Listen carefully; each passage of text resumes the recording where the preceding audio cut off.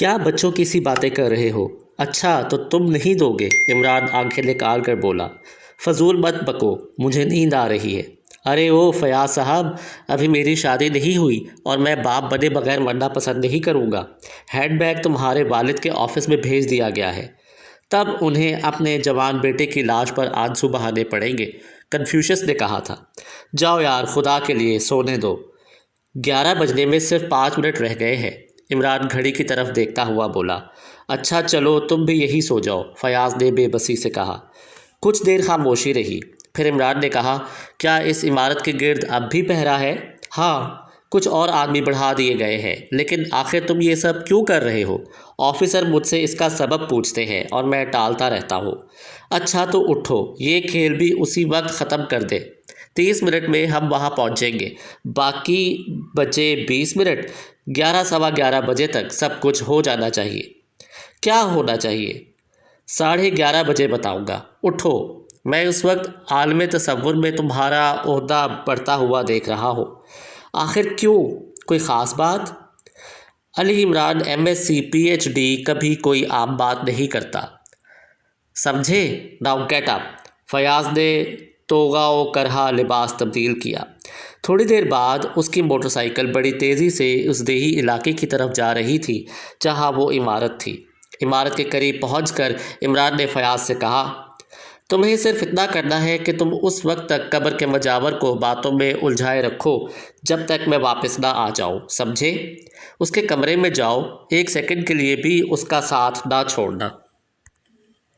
عمارت کے گرد مسلح پہرا تھا۔ دستے کے انچارج نے فیاض کو پہچان کر سلیوٹ کیا۔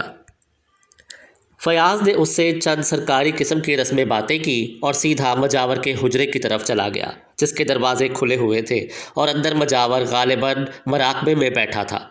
فیاض کی آہٹ پر اس نے آنکھیں کھول دی جو انگاروں کی طرح دہک رہی تھی۔ کیا ہے؟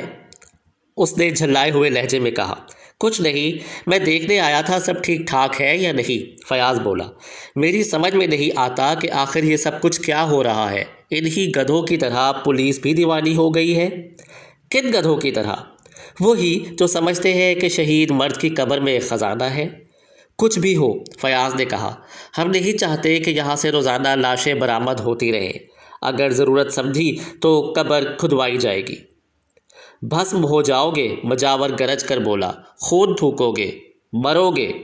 کیا سچ مچ اس میں خزانہ ہے؟ اس پر مجاور پھر گرجنے برسنے لگا۔ فیاض بار بار گھڑی کی طرف دیکھتا جا رہا تھا۔ عمران کو گئے ہوئے 15 منٹ ہو چکے تھے۔ وہ مجاور کو باتوں میں الجھائے رہا۔ اچانک ایک عجیب قسم کی آواز سنائی دی۔ مجاور اچھل کر مڑا۔ اس کی پشت کی طرف دیوار میں ایک بڑا سا خلا نظر آ رہا تھا۔ فیاض بوکھلا کر کھڑا ہو گیا۔ وہ سوچ رہا تھا کہ یک بیک دیوار کو کیا ہو گیا۔ وہ اس سے پہلے بھی کئی بار اس کمرے میں آ چکا تھا، لیکن اسے بھول کر بھی یہ خیال نہیں آیا تھا کہ یہاں کوئی چور دروازہ بھی ہو سکتا ہے۔ دفعتاً مجاور چیخ مار کر اس دروازے میں گھستا چلا گیا۔ فیاض بری طرح بوکھلا گیا تھا۔ اس نے جیب سے ٹارچ نکالی اور پھر وہ بھی اسی دروازے میں داخل ہو گیا۔ یہاں چاروں طرف اندھیرا تھا، شاید وہ کسی تہہ خانے میں چل رہا تھا۔ کچھ دور چلنے کے بعد سیڑھیاں نظر آئیں۔ یہاں قبرستان کی سی خاموشی تھی۔ فیاض سیڑھیوں پر چڑھنے لگا اور جب وہ اوپر پہنچا تو اس نے خود کو مرشد مرد کی قبر سے برآمد ہوتے پایا، جس کا تعویذ کسی صندوق کے ڈھکن کی طرح سیدھا اٹھا ہوا تھا۔ ٹارچ کی روشنی کا دائرہ صحن میں چاروں طرف گردش کر رہا تھا۔ پھر فیاض نے مجاور کو وارداتوں والے کمرے سے نکلتے دیکھا۔ تم لوگوں نے مجھے برباد کر دیا، وہ فیاض کو دیکھ کر چیخا۔ آؤ اپنے کرتوت دیکھ لو۔ وہ پھر کمرے میں گھس گیا۔ فیاض تیزی سے اس کی طرف جھپٹا۔ ٹارچ کی روشنی دیوار پر پڑی۔ یہاں کا بہت سا پلاسٹر ادھڑا ہوا تھا اور اسی جگہ 5-5 انچ کے فاصلے پر 3 بڑی چھریاں نصب تھیں۔ فیاض آگے بڑھا۔ ادھڑے ہوئے پلاسٹر کے پیچھے ایک بڑا سا خانہ تھا اور ان چھریوں کے دوسرے سرے اسی میں غائب ہو گئے تھے۔ ان چھریوں کے علاوہ اس خانے میں اور کچھ نہیں تھا۔ مجاور قہر آلود نظروں سے فیاض کو گھور رہا تھا۔ یہ سب کیا ہے؟ فیاض نے مجاور کو گھورتے ہوئے کہا۔ مجاور نے اس طرح کھنکار کر گلا صاف کیا جیسے کچھ کہنا چاہتا ہو، لیکن خلاف توقع اس نے فیاض کے سینے پر ایک زوردار ٹکر ماری اور اچھل کر بھاگا۔ فیاض چاروں خانے چت کر گیا۔ سنبھلنے سے پہلے اس کا داہنا ہاتھ ہولسٹر سے ریوالور نکال چکا تھا، مگر بیکار، مجاور نے قبر میں چھلانگ لگا دی تھی۔ فیاض اٹھ کر قبر کی طرف دوڑا، لیکن مجاور کے کمرے میں پہنچ کر بھی اس کا نشان نہ ملا۔ فیاض عمارت سے باہر نکل آیا۔ ڈیوٹی کانسٹیبل بدستور اپنی جگہوں پر موجود تھے۔ انہوں نے بھی کسی بھاگتے ہوئے آدمی کے متعلق لا علمی ظاہر کی۔ ان کا خیال تھا کہ عمارت سے کوئی باہر نکلا ہی نہیں۔ اچانک اسے عمران کا خیال آیا، آخر وہ کہاں گیا تھا؟ کہیں یہ اسی کی حرکت نہ ہو؟ اس خفیہ خانے میں کیا چیز تھی؟ اب سارے معاملات فیاض کے ذہن میں صاف ہو گئے تھے۔ لاش کا راز، 3 زخم جن کا درمیانی فاصلہ 5 انچ تھا۔ دفعتاً کسی نے اس کے شانے پر ہاتھ رکھ دیا۔ فیاض چونک کر مڑا۔ عمران کھڑا بری طرح بسور رہا تھا۔ تو یہ تم تھے؟ فیاض اسے نیچے سے اوپر تک گھورتا ہوا بولا۔ میں تھا نہیں بلکہ ہوں۔ توقع ہے کہ ابھی 2-4 دن زندہ رہوں گا۔ وہاں سے کیا نکالا تم نے؟ چوٹ ہو گئی پیارے، فرماؤ، عمران بھرائی ہوئی آواز میں بولا۔ وہ مجھ سے پہلے ہی ہاتھ صاف کر گئے۔ میں نے تو بعد میں ذرا اس خفیہ خانے کے میکینزم پر غور کرنا چاہا تھا کہ ایک کھٹکے کو ہاتھ لگاتے ہی قبر تڑک گئی۔ لیکن وہاں تھا کیا؟ وہ بقیہ کاغذات جو اس چرمی ہینڈ بیگ میں نہیں تھے۔ کیا؟ ارے او احمق، پہلے ہی کیوں نہیں بتایا تھا؟ فیاض اپنی پیشانی پر ہاتھ مار کر بولا۔ لیکن وہ اندر گھسے کس طرح؟ آؤ دکھاؤں، عمران ایک طرف بڑھتا ہوا بولا۔ وہ فیاض کو عمارت کے مغربی گوشے کی سمت لایا۔ یہاں دیوار سے ملی ہوئی قد آدم جھاڑیاں تھیں۔ عمران نے جھاڑیاں ہٹا کر ٹارچ روشن کی اور فیاض کا منہ حیرت سے کھلا کا کھلا رہ گیا۔ دیوار میں اتنی بڑی نقب تھی کہ ایک آدمی بیٹھ کر بآسانی اس سے گزر سکتا تھا۔ یہ تو بہت برا ہوا، فیاض بڑبڑایا۔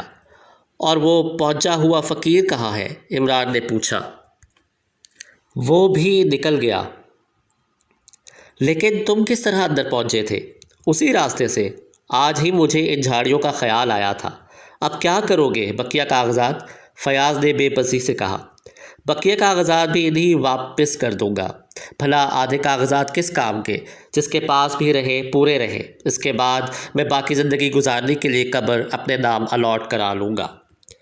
عمران کے کمرے میں فون کی گھنٹی بڑی دیر سے بج رہی تھی۔ وہ قریب ہی بیٹھا ہوا کوئی کتاب پڑھ رہا تھا۔ اس نے گھنٹی کی طرف دھیان تک نہ دیا۔ پھر آخر گھنٹی جب بجتی ہی چلی گئی تو وہ کتاب میز پر پٹک کر اپنے نوکر سلیمان کو پکارنے لگا۔ جی سرکار، سلمان کمرے میں داخل ہو کر بولا۔ ابے دیکھ، یہ کون الو کا پٹھا گھنٹی بجا رہا ہے؟ سرکار، فون ہے۔ فون؟ عمران چونک کر فون کی طرف دیکھتا ہوا بولا۔ اسے اٹھا کر سڑک پر پھینک دے۔ سلیمان نے ریسیور اٹھا کر اس کی طرف بڑھا دیا۔ ہیلو عمران، ماؤتھ پیس میں بولا۔ ہاں عمران نہیں تو کیا کتا بھونک رہا ہے؟ تم کل رات ریس کورس کے قریب کیوں نہیں ملے؟ دوسری طرف سے آواز آئی۔ بھاگ جاؤ گدھے، عمران نے ماؤتھ پیس پر ہاتھ رکھے بغیر سلیمان سے کہا۔ کیا کہا؟ دوسری طرف سے غراہٹ سنائی دی۔ اوہ، وہ تو میں نے سلیمان سے کہا تھا، میرا نوکر ہے۔ ہاں تو کیا آپ بتا سکتے ہیں کہ پچھلی رات کو ریس کورس کیوں نہیں گیا؟ میں تم سے پوچھ رہا ہوں۔ تو سنو میرے دوست، عمران نے کہا، میں نے اتنی محنت مفت نہیں کی۔ ہینڈ بیگ کی قیمت 10,000 لگ چلی ہے۔ اگر تم کچھ بڑھو تو میں سودا کرنے کو تیار ہوں۔ شامت آ گئی ہے تمہاری۔ ہاں ملی تھی، مجھے بہت پسند آئی، عمران نے آنکھ مار کر کہا۔ آج رات اور انتظار کیا جائے گا، اس کے بعد کل کسی وقت تمہاری لاش شہر کے کسی گٹر میں بہہ رہی ہوگی۔ ارے باپ، تم نے اچھا کیا کہ بتا دیا۔ اب میں کفن ساتھ لیے بغیر گھر سے باہر نہ نکلوں گا۔ میں پھر سمجھاتا ہوں، دوسری طرف سے آواز آئی۔ سمجھ گیا، عمران نے بڑی سعادت مندی سے کہا اور سلسلہ منقطع کر دیا۔ اس نے پھر کتاب اٹھا لی اور اسی طرح مشغول ہو گیا جیسے کوئی بات ہی نہ ہو۔ تھوڑی دیر بعد گھنٹی پھر بجی۔ عمران نے ریسیور اٹھا لیا اور جھلائی ہوئی آواز میں بولا، اب میں یہ ٹیلی فون کسی یتیم خانے کو پریزنٹ کر دوں گا، سمجھے؟ میں بہت ہی مقبول آدمی ہوں۔ کیا میں نے مقبول کہا تھا؟ مقبول نہیں، مشغول آدمی ہو۔ تم نے ابھی کسی رقم کی بات کی تھی، دوسری طرف سے آواز آئی۔ قلم نہیں، فاؤنٹین پین، عمران نے کہا۔ وقت مت برباد کرو، دوسری طرف سے جھلائی ہوئی آواز آئی۔ ہم بھی اس کی قیمت 10,000 لگاتے ہیں۔ ویری گڈ، عمران بولا۔ چلو تو یہ طے رہا، بیگ تمہیں مل جائے گا آج رات کو۔ کیا تم مجھے اچھی طرح جانتے ہو؟ عمران نے پوچھا، اسی طرح جیسے پہلی انگلی دوسری انگلی کو جانتی ہے۔ گڈ، عمران چٹکی بجا کر بولا۔ تو تم یہ بھی جانتے ہوگے کہ میں ازلی احمق ہوں؟ تم؟ ہاں میں۔ ریس کورس بڑی سنسان جگہ ہے، اگر بیگ لے کر تم نے مجھے ٹھائیں کر دیا تو میں کس سے فریاد کروں گا؟ ایسا نہیں ہوگا، دوسری طرف سے آواز آئی۔ میں بتاؤں، تم اپنے کسی آدمی کو روپے دے کر ٹپ ٹاپ نائٹ کلب میں بھیج دو۔ میں مدھوبالا کی جوانی کی قسم کھا کر کہتا ہوں کہ بیگ واپس کر دوں گا۔ اگر کوئی شرارت ہوئی تو مجھے مرغا بنا دینا۔ اچھا، لیکن یہ یاد رہے کہ تم وہاں بھی ریوالور کی نال پر رہو گے۔ فکر نہ کرو، میں نے آج تک ریوالور کی شکل نہیں دیکھی۔ عمران نے ریسیور کریڈل پر رکھ دیا اور جیب سے چوئنگم کا پیکٹ تلاش کرنے لگا۔ ٹھیک 8 بجے کے قریب عمران اپنی بغل میں ایک چرمی ہینڈ بیگ دبائے ٹپ ٹاپ نائٹ کلب پہنچ گیا۔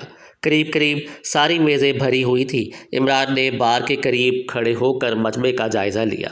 آخر اس کی نظریں ایک میز پر رک گئی جہاں لیڈی جہانگیر ایک نوجوان عورت کے ساتھ بیٹھی زرد رنگ کی شراب پی رہی تھی۔ عمران آہستہ آہستہ چلتا ہوا میز کے قریب پہنچ گیا۔ آہا، مائی لیڈی، وہ قدرے جھک کر بولا۔ لیڈی جہانگیر نے داہنی بھویں چڑھا کر اسے تیکھی نظروں سے دیکھا اور پھر مسکرانے لگی۔ ہیلو عمران، وہ اپنا داہنا ہاتھ اٹھا کر بولی۔ تمہارے ساتھ وقت بڑا اچھا گزرتا ہے۔ یہ ہے مس تسنیم، خان بہادر ظفر تسنیم کی صاحبزادی، اور یہ علی عمران، MSc PhD، عمران نے احمقوں کی طرح کہا۔ بڑی خوشی ہوئی آپ سے مل کر، تسنیم بولی۔ لہجہ بے وقوف بنانے کا سا تھا۔ مجھے افسوس ہوا۔ کیوں؟ لیڈی جہانگیر نے حیرت زدہ آواز سے کہا۔ میں سمجھتا تھا کہ شاید ان کا نام گلفام ہوگا۔ کیا بےہودگی ہے، لیڈی جہانگیر جھنجھلا گئی۔ سچ کہتا ہوں، مجھے کچھ ایسا ہی معلوم ہوا تھا۔ تسنیم ان کے لیے قطعی موضوع نہیں۔ یہ تو کسی ایسی لڑکی کا نام ہو سکتا ہے جو تپِ دق میں مبتلا ہو۔ تسنیم، بس نام ان کی طرح کمر جھکی ہوئی۔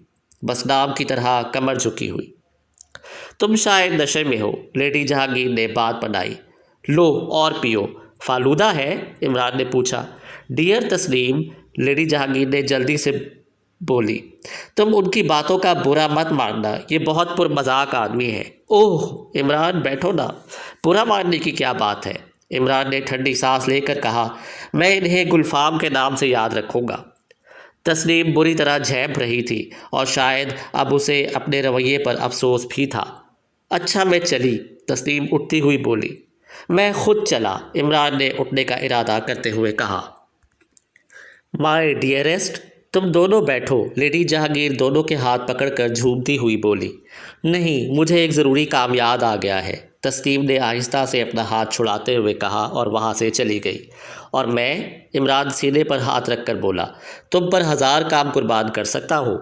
بکو مت جھوٹے، تم مجھے خوامخواہ غصہ دلاتے ہو۔ میں تمہیں پوچھتا ہوں سویٹی، مگر اس بڈھے کی زندگی میں تم پھر میرا مذاق اڑانے لگے۔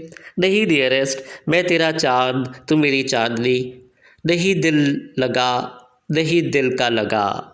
بس بعض اوقات تم بہت زیادہ چیپ ہو جاتے ہو۔ آئی ایم سوری، عمران نے کہا اور اس کی نظریں قریب ہی کی ایک میز کی طرف اٹھ گئیں۔ یہاں ایک جانی پہچانی شکل کا آدمی اسے گھور رہا تھا۔ عمران نے ہینڈ بیگ میز پر سے اٹھا کر بغل میں دبا لیا، پھر دفعتاً سامنے بیٹھا ہوا آدمی اسے آنکھ مار کر مسکرانے لگا۔ جواب میں عمران نے باری باری اسے دونوں آنکھیں مار دی۔ لیڈی جہانگیر اپنے گلاس کی طرف دیکھ رہی تھی اور شاید اس کے ذہن میں کوئی انتہائی رومان انگیز جملہ کلبلا رہا تھا۔ میں ابھی آیا، عمران نے لیڈی جہانگیر سے کہا اور اس آدمی کی میز پر چلا گیا۔